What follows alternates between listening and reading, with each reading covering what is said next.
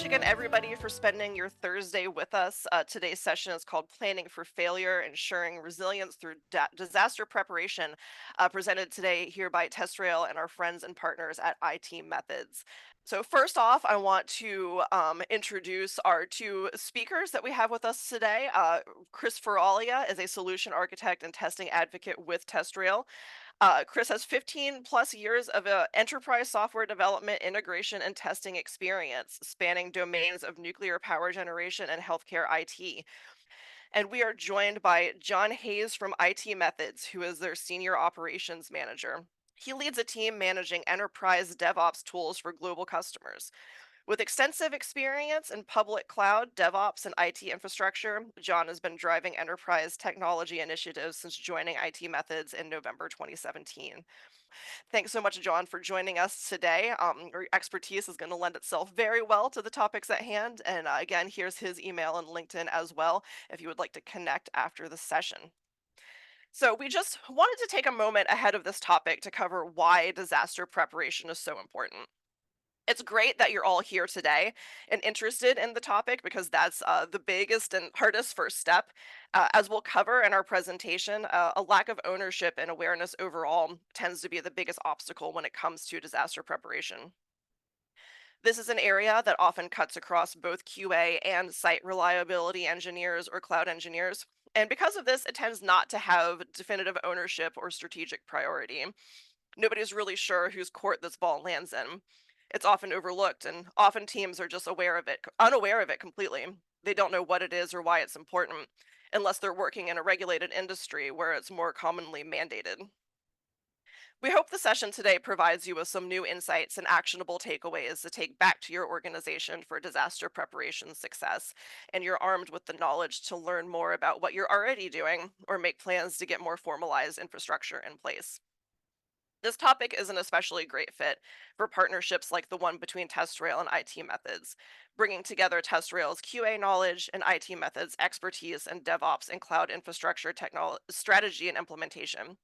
This is the perfect intersection of the two realms in which disaster preparation lives, which is why we're so grateful for their partnership and so happy to have John Hayes on here with us today. We would also just like to brag a little bit and mention that iTMethods is our first platinum partner in our partnership program. And together, we've helped enterprises streamline their testing processes, improve software quality, and accelerate time to market. So just to go over the agenda before we dig in, today we're going to cover what is disaster recovery, have an introduction to disaster recovery infrastructure, go over some real-world disaster scenarios and how they might have been avoided, validating of disaster recovery infrastructure, continuous improvement processes to put in place, then moving on to some useful resources, and finally time for Q&A. And with that, I will now hand it off to Chris and John to take us home. All right, welcome everybody. So I first want to kind of talk about, before I hand this off to John, just as Jeslyn did, and thank you, Jeslyn, for the great intro, try to deep dive a little bit what it means kind of to me, and this isn't like a textbook definition, but really what does it mean to me when we talk about the context of disaster recovery? And it's really a multifaceted topic, and especially as we dig in later, we talk about actually validation and validation strategies of it. So really the idea here for disaster recovery at a very high level, right, is the whole process of restoring data, applications, and infrastructure during like these various disaster scenarios. Some of these mechanisms to actually do that may be what we would consider more rollback procedures, doing point-in-time restores for databases, rolling back application versions. So this idea of kind of rolling back or having controlled restoration points, and John will get into all these type of topics and some ways that this kind of occurs. And then the other one here we talk about is failover, right? So something happens, how are we using redundancy and infrastructure to perform some sort of failover, whether it's some type of regional outage, a hardware failure, data corruption, using data backups and infrastructure resiliency is another area for failover. So we'll talk about that, and more specifically for my side, some validation of how to validate that these type of mechanisms. And John will go into a lot of details on what these mechanisms are. So with that said, I'll turn it over to John. Thank you again, John, for joining us today to kind of give an intro to disaster recovery and kind of tell us all the things that are available to us. Great. Thank you, Chris. All right, let's dive into disaster recovery infrastructure then. So we've got three key concepts to wrap our heads around here: high availability, fault tolerance, and disaster recovery. Think of these as your three musketeers in the fight against system failures. First up, high availability, or HA. This is all about keeping your systems up and running as much as possible. It's like having a backup generator for your house. When the power goes out, you barely notice because the backup kicks in seamlessly. Next, we have fault tolerance, or FT. This is your system's ability to keep functioning even when things sometimes go wrong. Imagine you're driving a car, one tire goes flat. You can still drive to the nearest service station. That's fault tolerance in action. And finally, disaster recovery, or DR. This is your plan B when things really go south. It's about getting back on your feet as quickly as possible after a major incident. Now, when we talk about DR, there are two key metrics you need to know: RPO and RTO. RPO stands for Recovery Point Objective. It's basically asking, how much data can we afford to lose?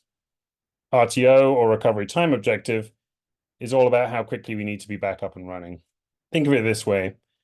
RPO is like asking, if our system crashed right now, how far back in time would our most recent backup take us?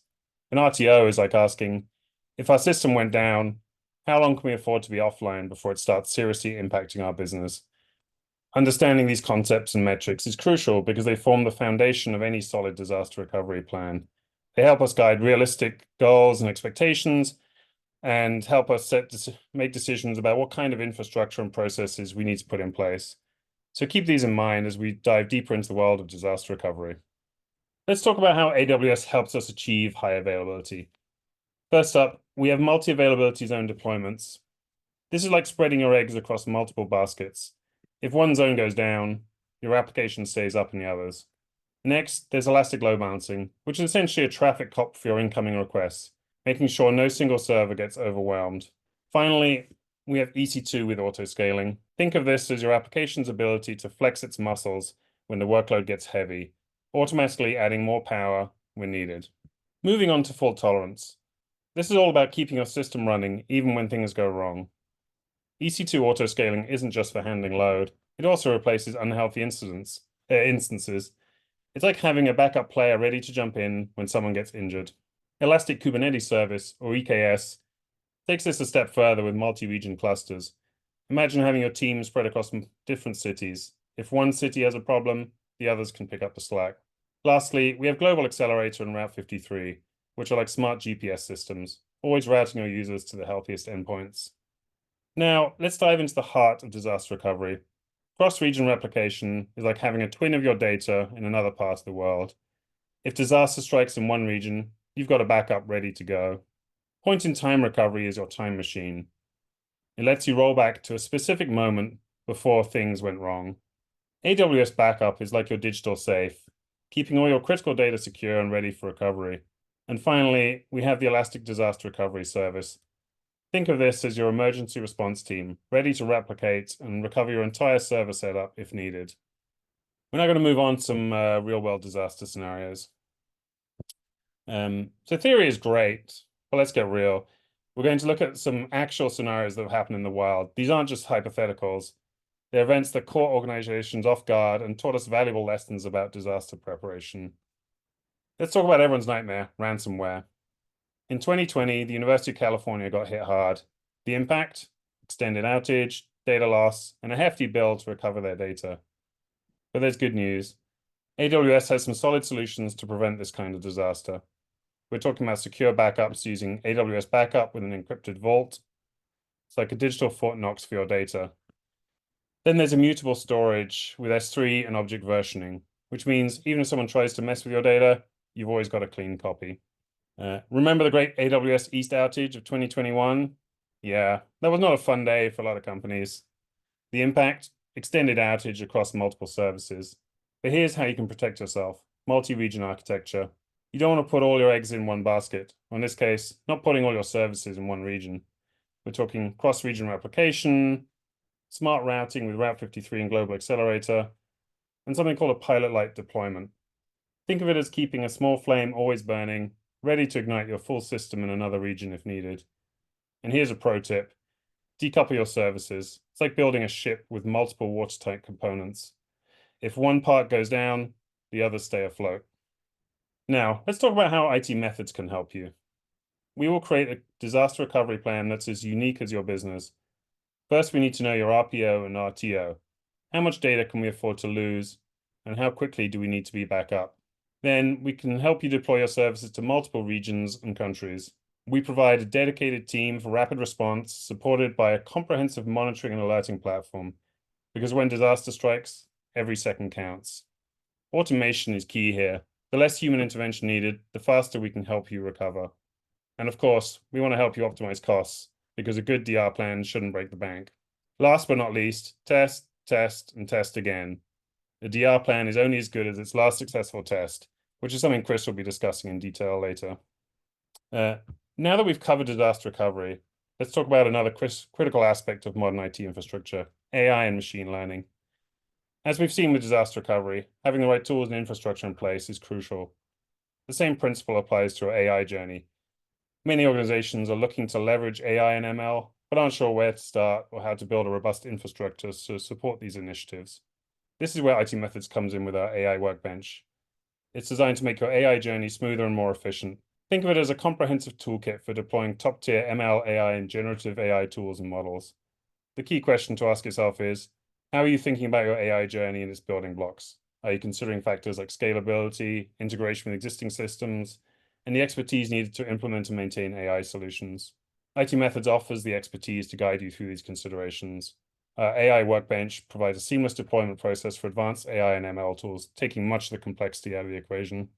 If you're interested in learning more about how the AI workbench can accelerate your AI initiatives, I encourage you to reach out to us at innovate@itmethods.com for more information or to discuss your specific needs. Remember, just as with disaster recovery, having the right infrastructure and support for your AI projects can make all the difference in their success and impact on your business. And with that, I'd like to hand over back to Chris. All right, awesome. Thank you so much, John. Great insights. And really, this is a great transition point of kind of getting a base understanding of RTO and RPO, and really the basis of defining requirements of what systems you're going to put in place to actually make disaster recovery, failover, rollback, and all these concepts possible. And just like we do in software, these now build the requirements of how we're going to think about validation and testing of this type of infrastructure and really these type of capabilities. So we'll kind of get right in with that and talk about, this idea of test, kind of giving a play on the title of this webinar, test planning for failure. So we know that we have infrastructure in place and we follow guidance, and using all these great insights that John mentioned about all this tooling, whether it's AWS or even other cloud-based platforms. One of the key things we really need to do, and really there's three things here that I look at when I used to do disaster recovery, failover execution, and planning, is really defining scenarios by mapping our infrastructure requirements and aligning that with our system under test. Just like we would do if we were enhancing the UI UX or building new functionality for login or authentication into an application, requirements that we have for driving disaster recovery, rollback, failover, incorporating those RPO and RTO and all these types of concepts, we need to test plan directly and map scenarios for these requirements of what is either plausible, probable, or what is mandated by compliance. And we'll talk a little bit about that later. The other thing is identifying and incorporating kind of less SLAs or time-based service requirements. And again, this is the RTO, RPO that John started to talk about. And meaning, whenever we do this, what type of time constraints and service level agreements do we have, for instance, to recover our actual software or potentially minimize or is acceptable for end users if there is any? And the reason being is that needs to factor in for our test plan. So for instance, a quick example would be maybe we need to do a point in time restore in a database. How much time do we have to roll the database back, repoint it and reconfigure it, maybe recycle an application? Is it 10 minutes? Is it 15 minutes? Is it 6 hours? If we're outside of that, are we considering that pass-fail criteria for the validation of that type of rollback or disaster type planning? And then the last thing here is really creating detailed setup prerequisite step-by-step instructions. How are you going to actually track this? And this is a really big factor when we start talking about compliance. One of the compliance requirements of anybody in this call is in the healthcare space. A lot of disaster recovery and process type compliance for frameworks like HITRUST are something that are looked at for HITRUST certification, how organizations manage, reproduce, test, and execute these type of disaster operations that John went through.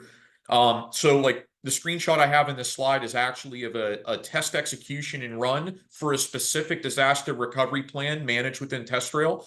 We're not saying that TestRail is, the tool to use. We obviously think it's a great platform and provides great traceability and management for these type of validation exercises. But having something in place that gives you some type of process control and traceability and something that's reproducible for these plans are really, really essential. So we'll go in transition here and talk about some advanced topics that some people may have heard of, maybe not heard of. We talk about leveraging tooling to then integrate this with our validation strategy for our disaster recovery validation, right? How are we going to use some tooling to kind of confirm the resilience of the mechanisms that we put in place? These things John talked about, for instance, maybe we have a ransomware attack and we need to restore in AWS EFS, our shared file system. How quickly can we do that? Or maybe we're using EKS and Kubernetes, which is more applicable to this kind of example that I'm going to talk about. What type of resilience for scaling, auto scaling, or recreating pods in a Kubernetes cluster when there's a network outage or a pod suddenly terminates?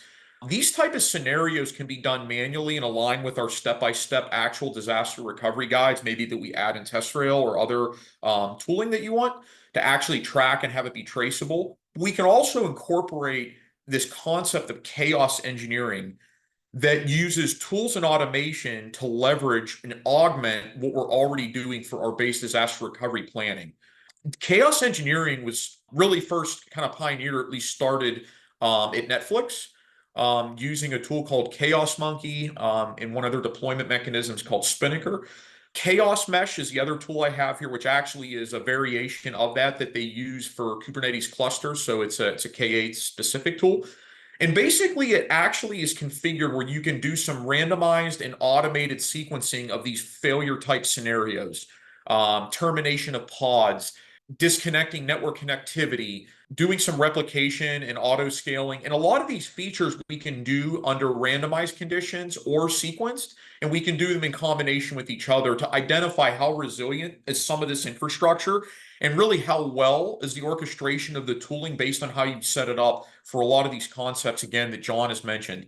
Are we really getting the desired resiliency, rollback, and failover behavior in the allotted time that our organization requires? And we have to test these just like we would for features, just like we'd run automation for the front end or UI or performance or load testing for backend infrastructure. Chaos engineering can be a really effective way to start building validation of resilience inside of this defined infrastructure. And then the last thing here really gives us some really good, more randomized sampling of SLAs on recovery.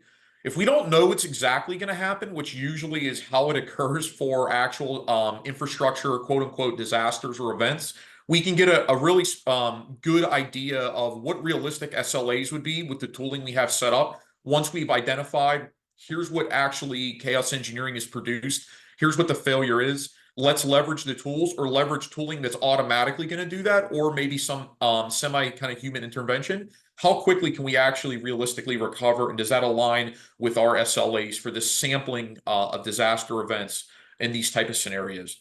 I believe both of these tools are free, both Chaos Mesh and Chaos Monkey. And then you'll notice in the top here, like I have another screenshot of like a test case. We can leverage test cases with integration automation, and specifically in this type into TestRail as well. So you can really start building a central model of how we're doing validation both manually and leveraging automated tooling to kind of build this validation scheme in test planning for disaster recovery. And that kind of leads us to kind of the tail end of what I want to talk about.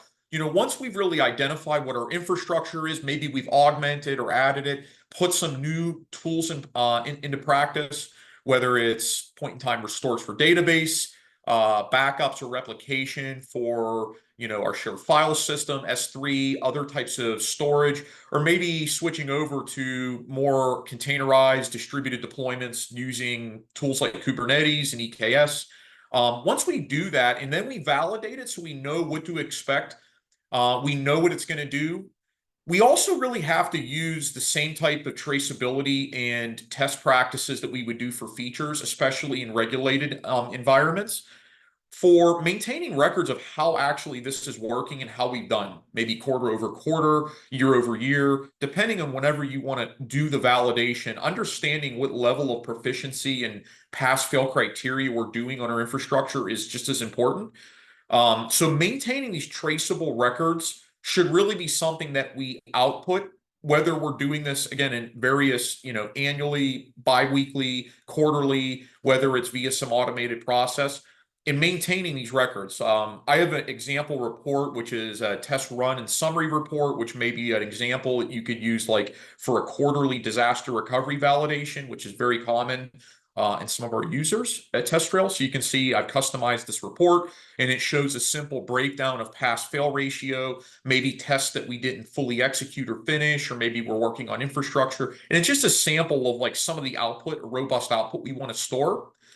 And really, this aggregation of results, we should have readily tagged, defined, and traceable. So again, in this example, I say Q3 2024 is just the example duration and time, disaster recovery validation, and then this report gives a deep dive of everything we did. It's stored in a central location, it's tracked to the activity, and then we have traceable test cases that link back to what we're actually testing, what was run, whether it was generated from these chaos engineering tools or done via a manual stepwise test case that's versioned. And then having clear summary level reporting for then the overall results. And that's really more what the top level of this report is showing.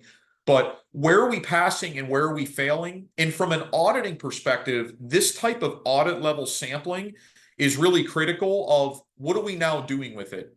Are we having defects that are basically created, feature requests, infrastructure change tickets or change requests to then augment, change, or modify how infrastructure is built based on the end result of maybe the backup worked, but it took 2 hours longer than what we anticipated. Or maybe we didn't have our point-in-time restores in a certain frequency or duration, and now we're experiencing data loss where we didn't really think of it. So the execution, summary, and traceability is really what we want to do to look at building these type of models of validation and approaching test planning just like we would test features in an application, but applying it to all the nuances and controls and features that John talked about whenever we're looking at cloud-based disaster recovery infrastructure. So hopefully that provides some insights for everyone on the call. I think this is always a unique topic. Talking a little bit about topics related to both creation and then validation of this type of infrastructure. We always like to kind of transition toward the end before we take questions on a lot of our webinars, especially the last few that I've done, for doing an area for continuous improvement. Like what can everybody on this call think about or evaluate for their teams to maybe improve in these areas? And I know John and also myself for TestRail will have some resources here in a bit. But these are really some actionable things that I think that we really should look at for measuring some type of success. One of the things, and sometimes it can be hard, John mentioned some great examples that, have really happened, right? These real world type of issues. And I think that's the first place that teams should really start. Even if you're in a QA focused role that may not overlap or have as much collaboration with your cloud engineering, site reliability teams, or engineering groups, really trying to understand, track, and measure what does our downtime and outages look like over a given period? Did we have any actual system downtime and outages, and really understanding why that was? And what was the effectiveness of actual disaster recovery procedures if we did have them and they were used? Maybe for instance, we had I've seen this like a batch job or something is run, and maybe it incorrectly wiped out a bunch of data and we had to do a point in time restore. Like, how effective were our procedures and how much did this actually work? Or maybe it didn't work. Were you able to recover data or recover the system? Like, what level of success do we have? And then whatever level of success that is, we should look at and kind of almost root cause, like what amount of time and what were the impact to the users? It was down for maybe 3 days, but we did recover it. Well, that's great that our procedures worked, but it sounds like a very long duration SLA for a production system to be down for days. So that's one thing to think about. And then also data loss. We talked about that, and I spoke a little bit about my background in with high compliance and highly regulated industries.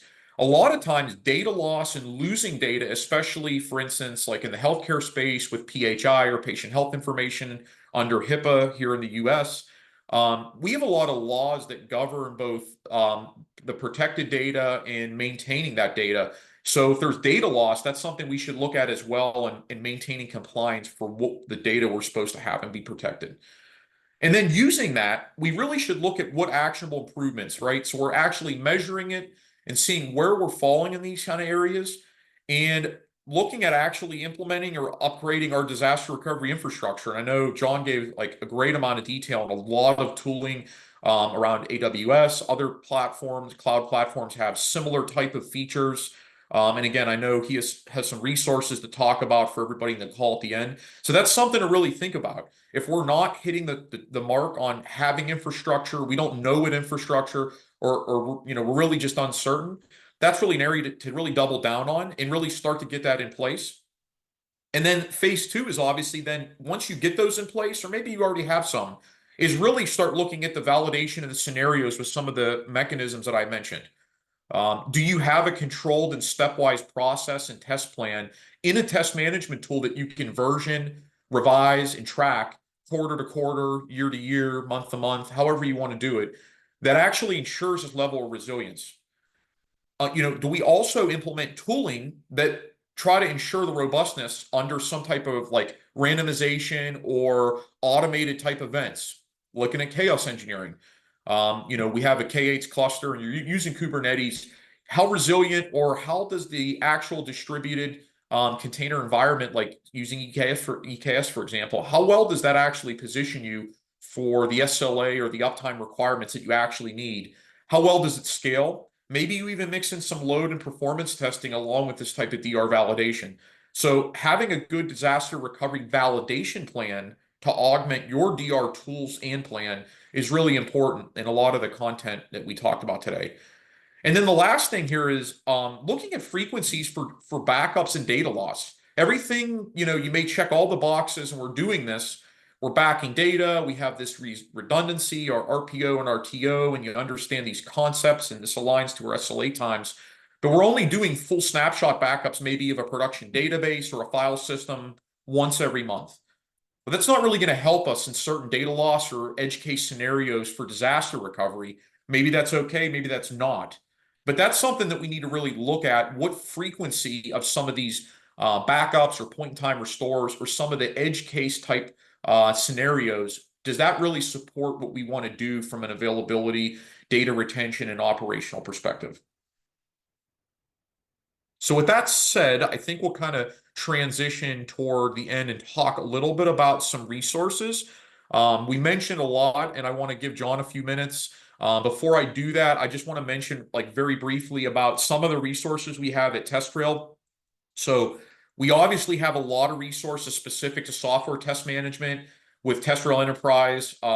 There's a lot of links here. You can basically go and learn anything you want about some of the reports, test case management, and how to really integrate disaster recovery using a test case management tool. We have full capability for that. We also have our third edition of the software testing and quality report, which is here in the middle, which we pulled like thousands of our end users. So this will give you really great insights for various topics around testing, compliance, highly regulated, and even non-regulated industries. We do both to give some insights on how to kind of better mold your testing. We have some tutorials. We do have actually some links in the solution overview of what both TestRail in partnership with iTMethods and iTMethods information on this slide if you want to use that. So we have a lot of resources from that side. I do want to hand it back over to John, and I know that he has something to kind of offer the audience here, the attendees for this around disaster preparation assessment. So, which is really awesome, and I think a great resource for everybody. So I don't know if you want to talk about that a little bit, John, and what you guys are doing. I think this is a really incredible opportunity. Yeah, thanks, Chris. Yeah, that was some great content there. Yeah, before we wrap up, I'm excited to share an exclusive offer for all of you who attended today's webinar. As a token of our appreciation for your time and engagement, we're offering a free assessment on disaster recovery, failover, and high availability. This isn't just any assessment, it's a comprehensive evaluation tailored specifically to your organization's needs. Let me break down what you'll get. First, our top-tier specialists will dive deep into your current infrastructure to uncover potential risks you might not even be aware of. It's like having a team of expert detectives examining your systems for vulnerabilities. Next, based on what we find, we'll provide you with tailored recommendations. These aren't one-size-fits-all solutions, but strategies designed to address your organization's unique challenges and goals. Finally, we'll help you enhance your overall resilience. Our aim is to strengthen your systems so that you can recover quickly and maintain operations, even when faced with unexpected disruptions. This offer is only available to today's webinar attendees, and it's time limited. You have until October 30th to take advantage of this opportunity. To get started, simply reach out to us at innovate@itmethods.com. Our team is ready and eager to help you fortify your DR plans. Thank you. Awesome. Thank you, John. Jeslyn, I think I'll turn it over to you for any questions that anybody has. Yeah, thank you so much, John and Chris. That was a great presentation today, and thank you so much, everybody here today, for all your engagement in the polls. So now the remainder of the hour here is open for a Q&A. So if you have any questions for our experts, please put it in the Q&A box. We do have a couple questions here that we can use to kick off the conversation. So I'll just, whoever wants to take these, feel free to jump in. So if you're unaware of what strategies your organization has for disaster recovery, what are some good questions to ask to learn more? I don't know if you want to take a partial stab at that first, John. I have a few things specific to the testing and validation side, but I don't know if you have any quick insights because I think this is a good shared question. Yeah, I think to start with, really you want to understand within your organization, what plans do you already have in place? Again, it all really goes back to, RPO and RTO, as I mentioned earlier, how much data can you afford to lose? And how much time do you have to recover your services before it impacts your business? Start from there, understand the most critical data, and then from there, develop your disaster recovery plan and keep testing it.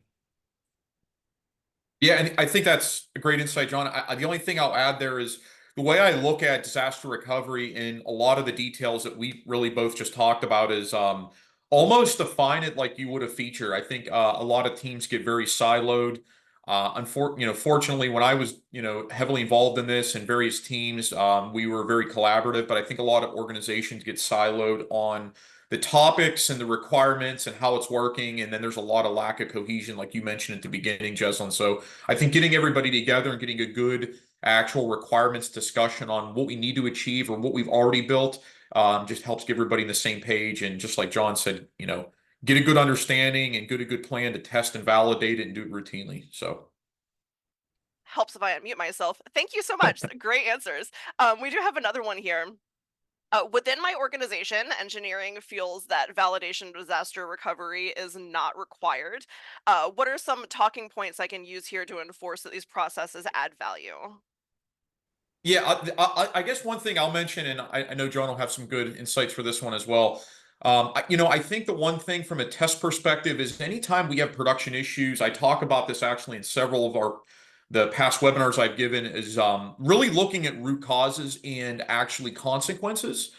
So, if we've had issues in production or we've had problems where we've had outages or different things, I think bringing that to the table as a common ground to say, we've had issues and we really need to look from a root cause perspective on this is why they're important. And this is also why we need to do validation of them. So I think bringing that home for direct production impact, if you've had those in the past, somewhere to start. I'm curious to see what John has to say about that. I know there's a lot we can unpack with that, but that's kind of my 2 cents. Yeah, and I think just to add to that, plans are great and obviously important, but until you really test it in the real world, it's very hard to be sure that it's going to work and that you've really thought of everything.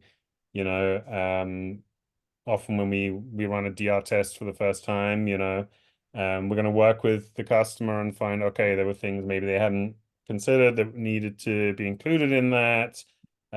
Maybe something didn't work as smoothly as was expected. It's really important to test and, I think just to get that across to the stakeholders within your company.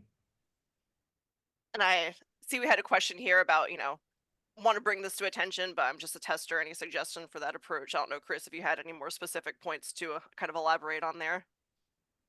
Yeah, I'll take this question. I was in this role at some point in my career, so I think it's a great thought, right? So, the idea of like what the tester, if you want to call it that role, is doing, that really is shifting. And I think the one thing to do, and I think it's a great question to bring up, is, my suggestion and approach is when we start talking about, especially in Agile, defining test related tasks or even having spikes or planned events for doing a spike on what is our disaster recovery infrastructure and building a test plan for it. If you create technical debt for these type of topics and start bringing these up in grooming sessions or even talking about these, which I used to do, right, in the end of your test or release summary, right? If you don't know how to validate or even what disaster infrastructure you have, so you don't even know what the requirements are to test it, can you be releasing releases and saying that they're low risk, right? I mean, I would not. Now, how much can I guarantee the overall quality of the release of a product and the infrastructure under it? If I have no idea how to back up, how our application is backed up or easily recovered, and I've never validated it, these are areas where we can start throwing release type risk flags whenever we do our releases to leadership. So that's an area that I would start and get the whole team involved and go from there. I think it's an iterative approach, but great question. Awesome. Thanks so much, Chris. I just saw one come in here when we talk about recovery, how AI stands on that. I guess how AI can incorporate itself into that. John, seems like that question's in your wheelhouse. Yeah, absolutely. And AI is an important tool and it's a broad tool. And within AI, the AI umbrella, there's a lot of different tools which will help you in a lot of different ways. AI can certainly help you build a lot of your recovery plans, and it can certainly, detect some of the resources that you'll need to be protecting, things like that. And there are also tools out there that'll actually help you with the process itself. It's important to use AI in a way that'll help you and that'll help, reduce the amount of human risk, human, error in that process. And the more you can automate and the more you can use AI, the better. Yeah. Awesome. Thanks so much, John. Um, Chris, I see here you want to talk more about root cause analysis. Anonymous attendee wrote in, people need to start thinking about root cause analysis for real and understand all the gaps that might exist. Agree? Yeah, I definitely agree. I don't have a ton more to add to this, but I will say, whoever the attendee is or for the group, I talk about this a lot in our, and maybe we can actually add a link in the chat in the webinar video that we did for testing in regulated industries. I talk about a whole process around root cause and self-assessments. And I think this is something really great for us to really double down on. So if you haven't watched that webinar, I would say definitely take a look. You can fast forward to the end if you'd like as well. So. Great. Thanks so much, Chris.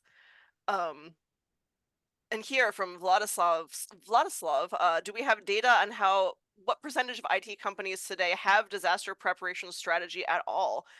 Chris, you indicated you wanted to answer that, but John might have some insights here as well. Yeah, I'm going to lean on John. The only thing I wanted to note, we do have some questions. I don't know that directly align one-to-one on this in our software testing and quality report. So if you want to download that, there was a link on our resources slide for TestRail that has like a poll on various topics around testing and validation and certain infrastructure. I don't know if it's exactly this, but it'd be good reference for you. I know from our customer base, a lot of the more regulated industries, we get more questions or more high compliance environments are more focused on this. But I know, John, I'm sure you have some insights working with your, customer base around this. Curious there too.